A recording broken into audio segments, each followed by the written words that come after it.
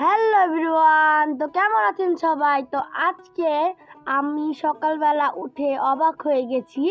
দেখেন কতগুলো আর কি মচ রোজ বা টাইম ফুল বা পর্তুলিকা, তো আমরা ঘাস ফুল বলি। তো এই যে দেখেন কতগুলা ঘাস ফুল ফুটে আছে, ওখান থেকে শুরু করে একেবারে পুরোটা জুড়ে কিন্তু ঘাস ফুল ফুটে আছে।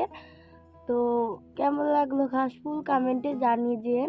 আর ওই দেখেন ওই সাইডে একটা ফুটে বেঁকা।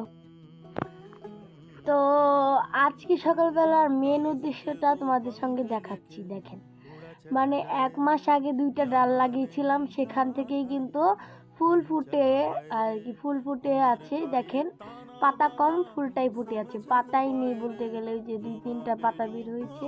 আর দেখেন, আপনারা তো বলবেন এটা ফেক ফুল না, এটা কিন্তু আমি জোড়াও লাগাইনি। ওই দেখেন একলাই কিন্তু ফুলটা ফুটে আছে।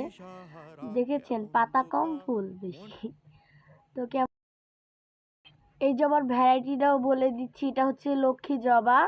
আর দেখেন আমি একটা কিন্তু বোতল কেটে লাগিয়েছি। তারপর আছে এই কয়েন প্ল্যান্টগুলো, আমি কি সুন্দর গ্রো হয়েছে মাশাল্লাহ। তো আর দেখেন এই যে জবা গাছেও কিন্তু কুড়ি এসেছে, এটার কিন্তু ভিডিও অলরেডি আপলোড করা আছে, না দেখলে দেখে নিন। তো আজকে ভিডিও এই পর্যন্ত, টাটা।